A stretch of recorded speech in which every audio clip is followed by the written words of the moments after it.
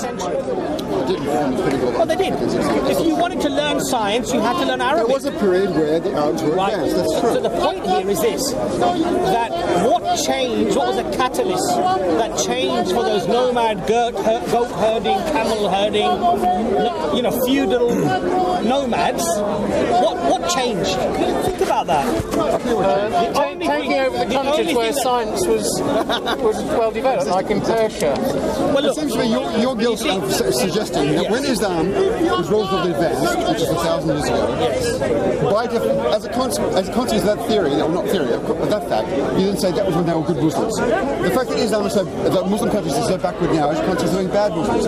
But it seems to me you're allowing yourself to believe that when the countries are advanced, it's because they're following the faith. When countries are not advanced, they're not following faith. I would say the converse is true. When countries are not advanced, they're following too much faith. When they are advanced, they're following faith. But again, you see your argument falls apart on historical evidence. So when you look at the major scholarship within Islam, it's not today. Bukhari, Muslim, the documentation, the books. When was that?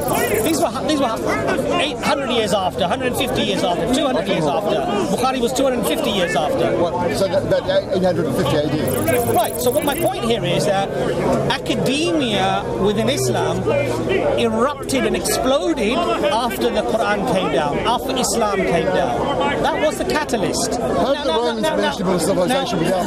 Sorry? How did the Romans manage to build this great civilization that they had, and the Greeks before them, without the benefit of God? Because we believe that knowledge is not something that is only given to a believer. Knowledge will be given to anyone who sought after it. So if this is the principle in Islam, the principle in Islam is that Allah does not give, for example, a rizq, which is money and wealth and food and sustenance, only to the Muslims, only to the believers. He gives it to everybody.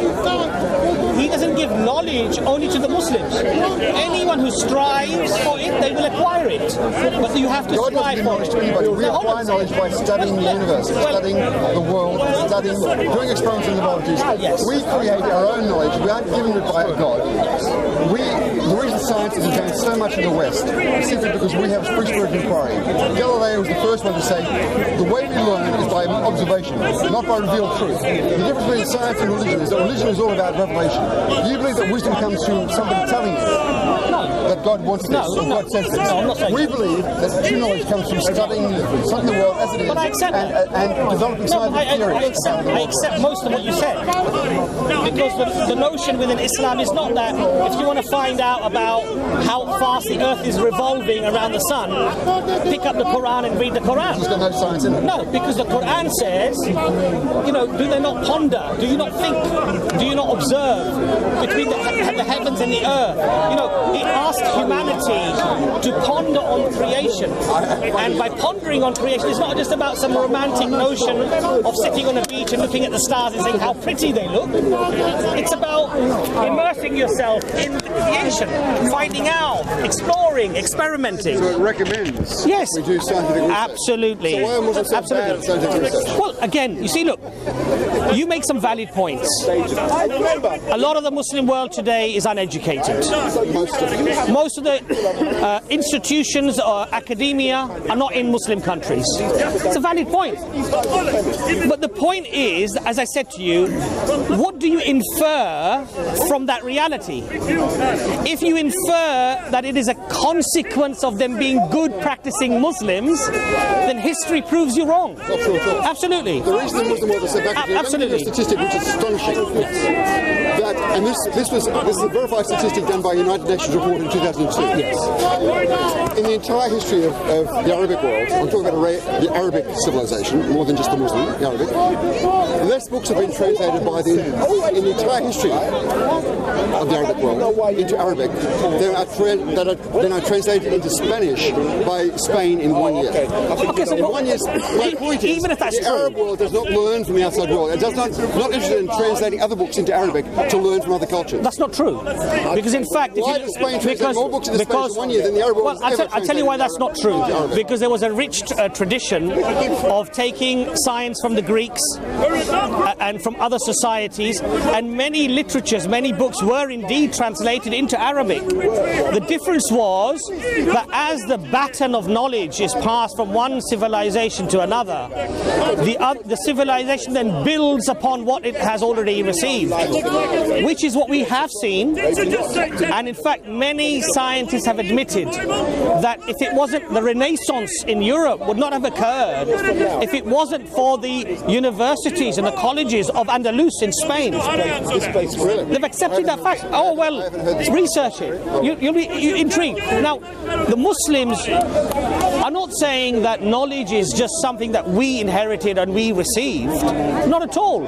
Allah scatters knowledge all throughout humanity, civilizations, age and time, but it's what you do with that knowledge and where you take that knowledge. So it is very true. But look, again, when you, yes.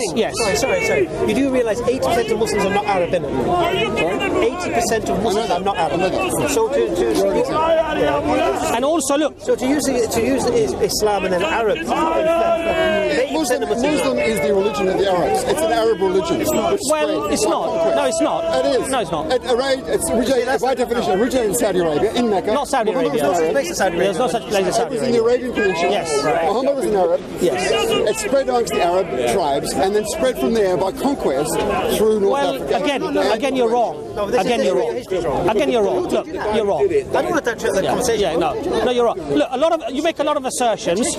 You make a lot of assertions which are. Was it spread by conquest in North Africa? No. How was it spread? Okay, I'll make it easy for you. I'm going to use Indonesia as an example. Which army went This is in? the one you always quote. Okay, here's what we always quote. Okay, North Africa. Okay, let's talk about North Africa. Who lived in North Africa at the time? Christians who believed that Jesus wasn't the Son of God, who escaped persecution. Right. So, did you know that or not? The Christians, the Unitarian Christians who had to escape persecution, where they went, North Africa. Did you know that or not? Okay, so these people are there anyway. They're believing in God, they're believing Jesus is the prophet of God. So when Muhammad comes along, it's very palatable for them. It makes sense to them. Yeah? Or not? You're making the argument that it was by persuasion and by you're saying there was no use of the sword. What I'm saying to you, what I'm saying to you is this. It's very, very simple. This is why I said Indonesia, because it's a prime example, and the reason why we always use it, and I don't think why we should stop using it, is it's the most populated Muslim country in the world today. Okay, now if Islam was spread by the sword, not one Muslim soldier landed on its soil. So how does a country like Indonesia become the most populated Muslim country in the world today when no soldier went there? Because so that means Islam must travel by other means. Because how can you have a country so populated with Muslims without a sword? That means trade, alhamdulillah. Okay, but Greg, going back to your point, merchants. Going back to your point about. I don't want to mess the conversation. Going back to your point about. All I want to make. All I want to make that one point was you keep referring Islam to Arabs and what Arabs have done and comparing Arab countries and this and the other. And all I'm saying to you is 80% of Muslims are not Arab. So it's unfair to say that Arabs now, 20% of Arabs in the world today represent Islam when they don't. That's all those. They do, because the Quran was written in Arabic. It's an Arab religion. It just happens to Tell me about Malaysian scientists, for example. There aren't many Malaysian scientists. There are not many Muslim scientists generally, anyway. Really? Well, my wife's one. Tell me about the Muslim surgeons. You're wrong. Sorry? Who decides who gets a Nobel Prize? This is the argument. No. But Greg, we're digressing again. We're digressing again. Look, when did it start? 1905. 1905. That's where history starts from. No, I'm saying that's a measure. It's not a measure. It's a modern European measure. No, but Greg. Since 1900, absolutely. So you're missing out 1400 years of history. No, I'm very happy to go back. But also, Imran, there's a good reason. No, but Imran. One invention by Muslims in 500 years. One. Cat guts. Have you heard of cat guts? Stitch. Have you heard of that? Have you heard of that? What is it used? It's used in tennis rackets, as far as I know. It was the first sutures used. Was invented by Muslim scientists. When? In the. I'll give you his name. I gave you 500 years. No. Yeah, 500 years. But come on, algebra, optics, algorithms. You wouldn't have peace. You wouldn't have. An algorithm is just my point. Listen, Greg. With all due respect, right? You're making some points. We're digressing a lot. You're talking about. You're making points like academic. No, but hold on. No, hold on a second. No, but hold on. Look, academic. Only Europeans were intellectual. Let me just hold on. Greg, let's not get upset and angry. Greg, listen. Greg, my point is this. My point is a simple one. The inference that is made from the fact that there are not institutions found which are world renowned in most of the Muslim world is a valid point. The fact that there aren't many Nobel Prizes won by Muslim academics is also a valid point. However, valid point in the sense that statistically, right? If you say no, I'm just saying no. Which is then no, given out by Europeans. Yeah, because why? No, but Imran. Imran. Let me interrupt. No, hang on a second. It's a scientific prize, right? If I may just finish my point, Greg, please. Today, Imran. So who else are we going to use to judge the Nobel Prize? Only the last 100 years. The problem you're saying, your problem is this. Your history starts from the Renaissance. You don't go back. Scientific history starts from the Renaissance. Absolutely. Did science start in the Renaissance? Effectively, yeah. Effectively, that's nonsense. In Europe. The first scientist was Galileo. That's absolutely false. That's nonsense. Absolutely that's false. Nonsense. Ibn Haytham, the one who discovered the scientific method, who wrote treatises on, who wrote treatises on how optics and light reflect. You've never heard of him. Why? Because you're European and you've studied in European history in Europe. So who's this person you're referring to? Ibn Haytham. You not heard of him at all? Absolutely. Have you heard of Ibn Sina? You've heard of him? He wrote the book called the Canon. You know what it was? It was a medical text used in Europe for 500 years. From the 1500s. That's you don't believe that? Well, if that's the case, then science does predate. No, but Greg. Well, Greg's here to learn. Imran, my point was. He describes TB, how it's transmitted, how to avoid it. It was used as a standard text in Europe. For 500 years. Well, I invite you to explain to me then, if Islam was such a fecund, productive... Can I address that point? Font of scientific knowledge for so-called hundreds of years. Can I address that point? In the last 500 years has it fallen in such disrepair? That's a very good question. And he's exploring. That's a very good question, and that's what I was going to refer to. Yeah, sorry for interrupting. So the academia that you say doesn't exist predominantly in the Muslim world today is true. The fact that there aren't many Muslims who won the Nobel Prize in the last 100 years is also true. Now, the issue with that is this, though.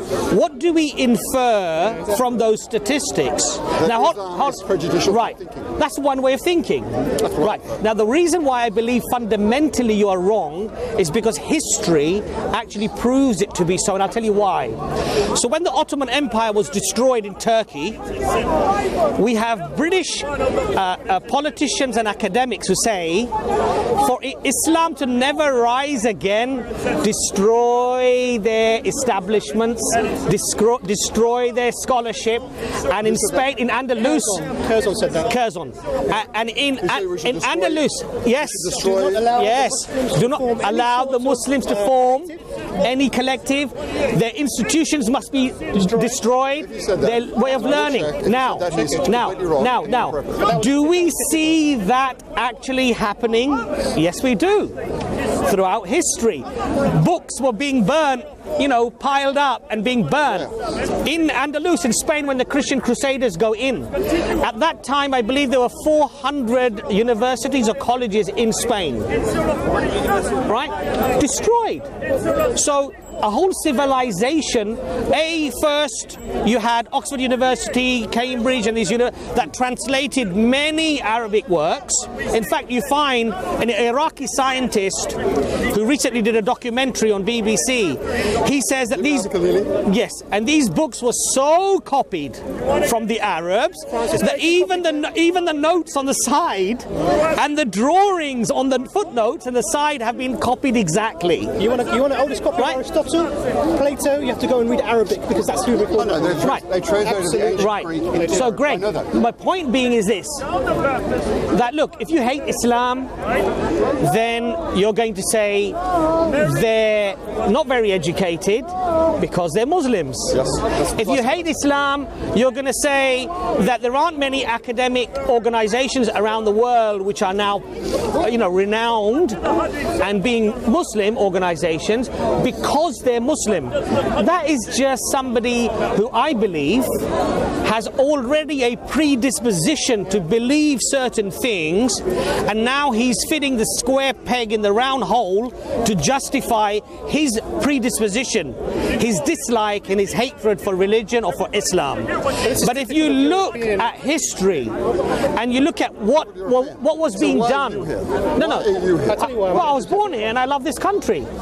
Maybe because let's be a bit more academic. Absolutely. The reason that we're here is, lots of people are here, actually it's because Europeans invaded and inhabited and took the resources of many countries around the world, and they brought these people with them to different places around the world, and now you have... I admit that Europe's absolutely, and also the Muslims as well. So, for example, I'll give you an example. Andalusia was an invasion of Spain by the Muslims. Wait. Let's stick to one point at a time. They didn't invade Spain. Greg, the issue here is this. The issue here is this. We do have history that shows that often the people of those lands, because they were being oppressed, they invited the Muslims to come in. Well, again, do you believe it's Greg? Again, Greg. Can I just say one thing? Sorry. Yeah. Sorry. I was just saying this to somebody else today. Have you heard of David Wasserstein, Jewish professor of history? Right. He wrote an article in the Jewish Chronicle. Yeah, and the article is called "Islam Saved Jewry," meaning if it wasn't for the Muslims coming into Spain, the Jews would have been wiped out by the Catholics then. All right. Okay, I agree to that. Right. They were invited because don't forget, in Spain they didn't belong to anybody. You had the Gnostics. Who invited them in? I think it was the Gnostics, if I'm not wrong. So who invited the Muslims into Spain? I think it was. Can you hold it with a second? It was oppressing the Christian people. You can have a look this up. And the Muslims' armies arrived as liberators for those people. They were invited. They were invited. Yes. You can look it up. My point is this. You know how long they stayed? Eurocentric history. Yes, I will look at it. I believe it's an invasion. Well, Greg, but listen, Greg, just so you know. And what this David Wasserstein goes on to say, because the Muslims remained in Andalusia in Spain for 800 years, the Jews were protected within that society. Yeah? And they could rediscover their history, the golden era. The golden era of Jewry in the Islamic State. Okay, I've read you that. Now listen, when the Catholics, Isabella and Ferdinand, created such an army to remove the Muslims from Spain, the Muslims give the jizya back to the Jews and said, we can't protect you anymore. And they retreated to Morocco. And the Jews said, can we come with you? And this way, one of the biggest Jewish enclaves in the Arab world was the Muslims was in Morocco before state invasion. Yeah, this is what I'm saying. So, and then the Jews were, that's where they came to escape, because they were being forced to convert to Catholicism with the Inquisition and all of this business, but they got sanctuary within the Muslims. So what David Wasserstein says, if it wasn't for Islam, the Jews would have been eradicated. From Spain? In Europe, Were they all in Spain, were they? No, but Greg, listen, the point is this. Talking about the golden era here. But you're saying Jews would have been wiped out in Europe. They wouldn't have had the opportunity. The Muslims were only in Spain. No. They weren't in France, they weren't in Italy, they weren't in Germany. So you're saying the Jews didn't exist in No, what we're saying is, what you're missing the point here is, the golden era of Jewry in this 800 years give them a chance to regroup and regrow and study and research. If they didn't have that blanket, they would have been persecuted wherever they went. As they are now. And Greg, the point here, the point here is this: that as rational and reasonable human beings, and as somebody who I would hope would want to be fair and just, right? You have to look at things in their entirety. When you pinpoint one event one guy who goes and bombs somebody, or one individual who goes and does something, or a group of people who don't do something unjust.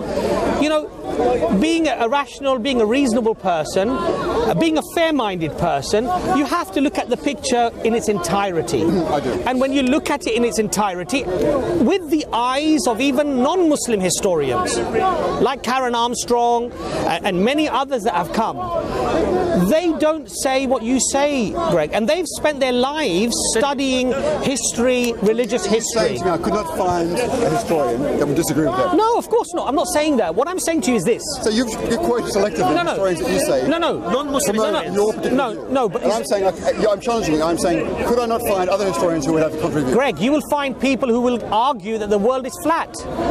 What does that prove? No, Muslims don't believe the world is flat, right? You will find people who will argue with you, and they will argue. And in fact, there's a museum in America which is based upon creationism, where they have dinosaurs playing with children, right? You could Google it.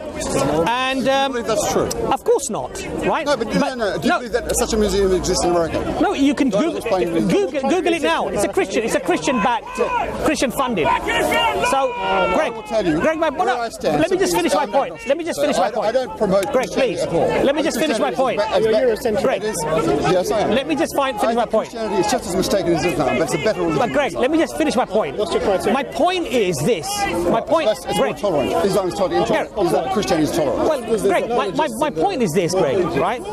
That for you to say that I could find a historian or I could find somebody who would disagree with you, you will find people that will disagree with anything or everything. That doesn't prove anything. But on what does? But what I tell you what does.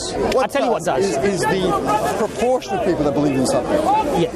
You can always selectively find a minority of 5% who believe anything. Exactly. You always find somebody who believes the earth is flat. It doesn't mean that the majority of people believe the earth is flat. And in my experience, academia and sound historical evidence providers, provers, studiers are saying the opposite to you. The minority opinion is that Islam is just being a treacherous, warmongering religion, and generally these people have another agenda. They're not. Most of them not historians. To make not just you, but the Christians give up religion. Science at the end of reliable. You know what your agenda should be, Greg? Not at all, actually. You know what your agenda should be? It's completely unreliable. Greg, you know what your agenda should. Well, you know, science by definition can't prove but hold on. Your agenda, Greg, should be, as should ours be, to find the truth and go wherever the truth takes you. That should be our agenda. But you see, Greg, if your agenda is truly to disprove something, then even when you find powerful evidence, like when I told you about Professor Raymond Farrin or Neil Robinson, or intellectuals like Timothy Winters, you see, what you should do, somebody who wants to find the truth, or at least challenge it, if it's given to you, is at least go away and study what these people are saying. Because I believe that there are certain things that are very subjective. Things can be translated in different ways, depending on which translation you go to, depending on who you speak to. And there are other things that are far more analytical and empirical. They're far more testable. My thesis simply is that I believe all religions are mistaken.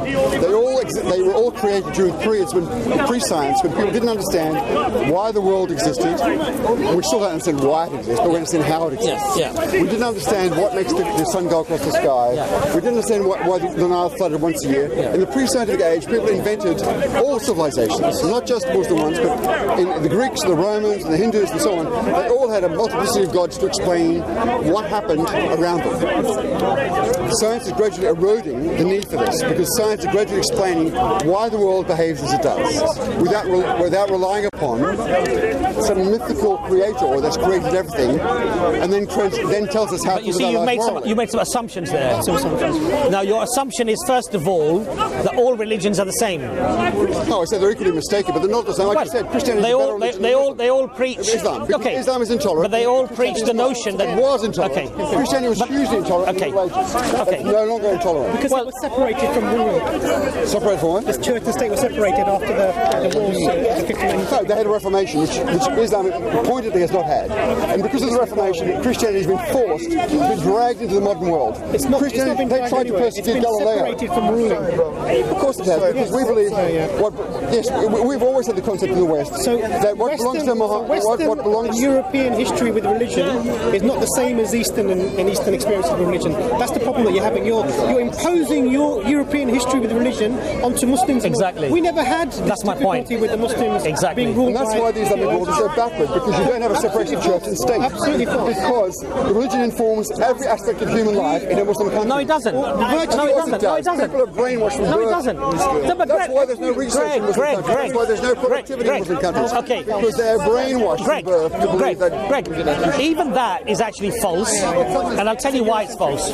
You go to any hospital here, you'll find Muslim doctors, you'll find Muslim surgeons, you'll find Muslim research scientists. Many of them train in the West, but yes, there are. No, but of course they will. But just as they trained in the East before, just as they trained in Andalus before. Are you trying to make the case that somehow Islam is producing as many scientists as the Western? No, but look, it's not about a numbers game. It is a numbers game. No, it's not. It is a fucking numbers game. It's got nothing to... No. That's ridiculous. If I say to you that 99% of the world's productivity comes from Europeans and 1% from Islam, is it you say, but it's not a numbers game. Okay, is it a numbers game? Okay, is it a numbers game? It's a numbers game. Okay, it's absolutely. So at the time in Spain, when the Muslims were at the pinnacle of humanity when it came to science and scientific research, by your admission then, they were right. Because they were the majority. No, all religions are wrong, but I concede to you that if there was a period, and I'm not conceding that they're necessary, if there was a period when the Muslims were predominant in research, there might have been historical reasons why that was the case. So were they right because of their religion? Were they right? Yes. No, they're not right. So they're still wrong. But I'm saying, if they're the majority, they're still wrong. If they're a minority, they're still wrong. They're wrong all the time. They're wrong all the time. It's like heads I win, tails you lose. I'm saying science is right. I'm simply saying. But Greg, I'm saying that our civilization is superior to the Islamic civilization. About why the world is what it is. The only reason we've advanced, the reason we've advanced in the last 500 years so dramatically is because we have applied our intellect not to studying ancient texts, but to studying the world. And there's a big difference. If you want to spend your life studying ancient texts, you will not progress. If you study the world, you will progress. Making these really wide sweeping statements that are just gross generalizations of what people do. They're not generalizations, they're absolutely true. We've advanced because we study science. The Muslim world is not advancing by making a modern, productive Do you say the world's more moral? It says more moral. Yes, the world is more moral than it ever was, yes. Really? Yes. The world is more... Don't you believe that morally the world is progressing, not just in the West, but generally? I'll speak of the West. What's your moral anchor? It's the brain of man to invent our own laws. Here's the big difference. What's your moral anchor? My moral anchor is belief that we can create, through our intellect, we create our own laws. So who decides what's right and wrong? By the general dictates of educated people discussing social consensus. Social consensus, yes, that's a good expression. Consensus. All right. So you think alcohol's a good thing, yeah? I'm not saying it's indicative. Is it a good thing? I have no problem with alcohol. I consume alcohol. Is it good for society or bad? In moderation, it's fine. Is it good for bad? Why do you say everything in black and white? What's wrong with alcohol? I'll tell you why. Because there are people today victims of alcohol abuse. Name a country for 500 years, not the last 100. But you see, you've got 500 years of war, of pillage. You got 500 years. Hold on a second. Let me finish. So the centres were not destroyed. Hold on a second. We destroyed the centres. Greg, you ask a question. At least allow me to finish the answer. Do you think Europeans only exist since you say 500 years, yeah? Even if I were to agree with you, even if I was to, what happened in Andalus 500 years ago? Nothing. They'll go on for 500 years ago. Right. You had Europeans who fought with the Muslims to evict them out of a land which they thought, or they said, was theirs, Christian land. What did they do in Andalus? They destroyed the universities, the colleges, the literature. They killed as many as they could get their hands on. Your thesis is that it was the destruction of centres of learning in Andalusia, which caused the Muslim world. I'm saying that nothing these to do with the Muslim lands. Look, in I'm saying to you, what I'm saying to you, Greg, is this: don't look at things completely blinkered in a polarized way. There's a whole array of history that has shaped and influenced. Hold on a second. But you were just making Hold on a second. You were making the claim that the reason the Islamic world was backward is because somehow I didn't say that. I didn't say that. I didn't say that. You asked I didn't say that. I didn't say that. Where are the Muslim scientists today? And what's happened in the last 500 years? And what's happened in the last... He said they had nowhere to study. Where are they going to study? Iraq? Look, where are they going to study? Iraq? Syria? His claim where are they going to study? That these potential... Where are they going to study? Let him answer the question. His claim was simply that there was no places for Muslims to learn science. I'm not saying that either. I didn't say that. Now you're saying that. You're imposing that. You're imposing... Did you not talk about the destruction of centres of learning being the cause of the absence of... What he said. You asked the question. Did you not say that there was a destruction of potential centres of learning and that caused the backwardness of Muslim science? Greg, sorry, you just went 500. You asked him why is there no Muslim scientists today? He's explaining it. Then you're going back 500 years. What's that got to do with today? I'm saying over the last 500 years. No. You didn't say that though. No, you didn't say that, Greg. You said where are the Muslim scientists today? He said. That's what you said. So he's trying to explain about the institutions. Then you said 500 years ago now. Okay, so let's make it more general. Okay, well, I'm not trying to move the goalposts. Well, you kind of are. If I did, I apologise, but I wasn't trying to. I simply was saying that, to me, Islamic science has been very backward for the last 500 years. Right. And I deny that that's because the Europeans have been oppressing them. I think it's because Islam oppresses them. Okay. Islam is a mind. Okay, hold on. Let him finish his point. 800, 900 years before your 500 years. No, let Imran make his point. I tried to counter that. What you just said then. What was the reason for their non-backwardness then? Whilst the Europeans were backward, because in Rome and Baghdad they were using gas street lighting, while the Europeans in the 1200s were still walking and having their pigs and things in their homes. No, look. Okay, let me finish. I have made my point. I'm not being pro-Eurocentric. Greg, he hasn't finished his point. The Chinese are well ahead of us at that point as well. The Chinese had the best civilization of all. And India was very advanced in that point as well. So I'm not being Eurocentric to say that only Europe was advanced. Good. I'm glad that you've made that sort of concession, because actually that's not how you come across. No, but I'm saying in the last 100 years we have created modern civilization because it's a scientific... So Imran is asking you a simple question. What changed? What changed from the civilization that Islam had to what it has now? What changed? That's all he's asking. There's a book called The Closing of the Muslim Mind which debates that particular topic. It suggests that in the 11th or 12th century there was a debate in Islam between two schools of thought. One of which said that you could try to investigate God's creation and understand the laws of creation, and another school of thought which said no, you cannot do that. What schools talking about? There's a book called The Closing of the Muslim Mind. I believe everything you read, but Greg, you know what it is? The issue here is Imran raises a very, very important point. What changed? Which is that you have to be consistent. Because if you blame Islam for something, then when there was Islam and it was followed perhaps a lot more closely than it's followed today, because we have historical evidence to support that. I'm saying I explained to you. You're saying when Islam was relatively advanced compared to the West, which did exist, I grant you, that was because they were good Muslims. Yes. And now that Islam is very poor compared to the West, it's because Muslims are bad Muslims. No, but again, your definition of what's good Muslims is when you are advanced. Why that's the case? If you look at let's go back to the pre-Islamic Arabs. Let's look at them. It's a civilization. If you look at it, just forget the laws that they were doing. That, marrying without limits, as many as you like. The position of women in societies, the oppression of slavery, and these things. That group of people never moved out of that area. They didn't move out. They didn't expand beyond that. When Islam came, two things happened. The Quran came along, which actually says within it, they will look in the horizons or within themselves, and they will see signs that this is the truth. So the Quran points you towards studying the world around you as an evidence of the existence of the Creator. So we find the world and science fascinating as Muslims, because we see in this complexity and this amazingness of nature, we see the fingerprints of God upon the creation. So actually there's a big driver for the Muslims to study and to excel in the sciences. And actually they did that. They did that amazingly. And then there was a military expansion, which is different from religious expansion, because you were conflating the two together.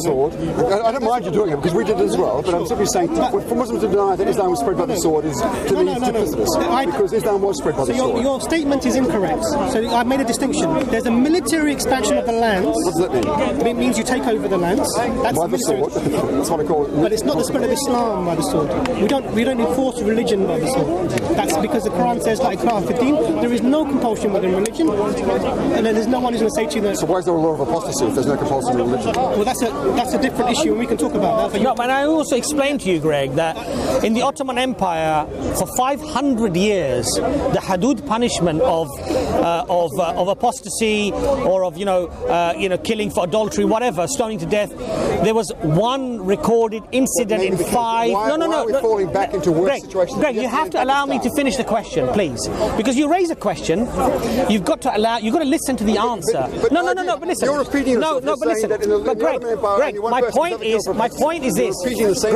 Greg, my point is this: that this caricature that is often made about Western caricature. Exactly. This caricature that's made up about what Muslims are, what Islam preaches, what they have to do, is far removed from the reality. So what I'm saying to you, Greg, is this: don't be so polarized in your thinking, black and white. There are many areas of grey. There are many influences, many facets of influence that come together and create a certain environment. Don't just look at Muslim, uneducated, because he's Muslim. End of topic. I agree. It's a very simplistic, very ignorant way of looking at the world. When we look, for example, at people being uneducated in the Asian subcontinent or in Africa or whatever, what about the political situation? What about the dictatorships that are there, that oppress their own people, that don't spend on education? They don't have free schooling. In Pakistan, there's no free schooling, right? So if you're poor, you're just worried about where your next meal is coming from. You don't have a school to go to. There is no education there. So my point being is this: don't just say Pakistan Muslim uneducated because they're Muslim. Look at the multifaceted. It's a very complex environment, and also in the modern world. No, but Greg, but that's all very nationalistic and very. It's all very. It's an emotional. But please, but look, no. Rape and colonialism. No, but please, let's stick to the point. You did. You said to get other. No, but please, let's stick to our point. Yeah, please. What would Africa be like today if the West had not gone into Africa? It would have been completely free. There would have been no schools. Yeah, there'd be no interest to the West. They wouldn't be jumping on boats to get. They would have their own resource system. Why are so many Africans trying to get into here? Where do diamonds come from? Where does gold come from? Let Imran make his point. Let Imran make his point. So after the Muslims started to excel in their religion and used it was a driver to seek knowledge. The Muslims had studied military. People saw the Muslims' behaviour and their actions, and that's what actually led for the people to become Muslims themselves. Because as you're probably not aware, that actually Islam runs parallel legal systems. So if you're a Christian and you're living in a Muslim town, you can run your life by Christian law. You're not required to adopt even the Islamic law. So, well, we allow you in this country to have mosques. No, you don't. Allow you to have you're misunderstanding. It's not a parallel legal system in this country. So actually, there are Sharia courts in this country. There is not a parallel legal system in this country. There are. Well, should there be? No. Well, absolutely. So we have a different concept when the Muslims were ruling. We allowed people to live their lives in complete freedom, multiculturally, running their own legal systems in parallel with the Islamic legal system. Is that a good thing? A much better system than the system that we have. So we should allow that here today? No, that's not what I'm asking for. You're leading the conversation in a direction that's not. I'm just giving you an example. No, you're suggesting that one of the merits of the Muslim expansion was allowing parallel legal systems. Do you think that's the right and appropriate way to run that is a better legal system. So you would argue that in the West we should have the same system? So this is a Muslim system with other people living within it. So we're not describing a system here. But also, are you saying we should allow parallel legal systems? Can I deal with that issue, Greg? If there is something that you feel is beneficial to humanity, would you not desire that? Okay. Would it be wrong for you to impose that? Impose what? I don't know. You don't really know. that way of thinking that you have. Not for Europeans, it's not. Yeah, but would it be wrong for me to make a unilateral decision to impose my views on other people? Yes, it would be wrong. It would be wrong. That's exactly what he's saying. Which is that it's exactly what he's just said. Which is that this is a better system. It's a fairer system. So hold on a second. The parallel system. It's a more just system. It is better for humanity. But what you're saying, hold on a second. No. But hold on a second. That's his opinion. He's entitled to his opinion, right? Okay. But what he's not saying, and what Muslims are not saying, and what Islam does not say, is that now you must impose that on other people. So there's nothing wrong with that, is there, Greg? And then what happens? You would agree with that? That's not wrong, then, is it? If people, well, okay, that's a very complex question. Right. If you have a modern society where you have increasingly a more diverse population, yes, it's a moral question. Do we allow all the subordinate minority groups to run their own system, their own legal system, separate from our system, or do we require people in this country to have a common set of laws? Define legal system. Define legal system. What do you mean by legal system? By which I mean... what speed you can drive on the road? All the laws. Okay, well, Islam doesn't say that anyway. And that's not what he's saying. So, the Sharia, for example, is about religious practices, laws, and a way of life that you must lead for Muslims. So, for example, I'm in England. In England, alcohol is allowed. As a Muslim, I'm not permitted to start demonstrating outside a pub and saying, shut this down because this is forbidden. No, you're not permitted. You're not permitted. By Islam. Islam does not allow you. Islam does not permit you or allow you to impose your religion on somebody else. You see, the reason why you're a little bit mixed up, Greg, is because you do see some... No, hold on a second. No, please, listen. Greg.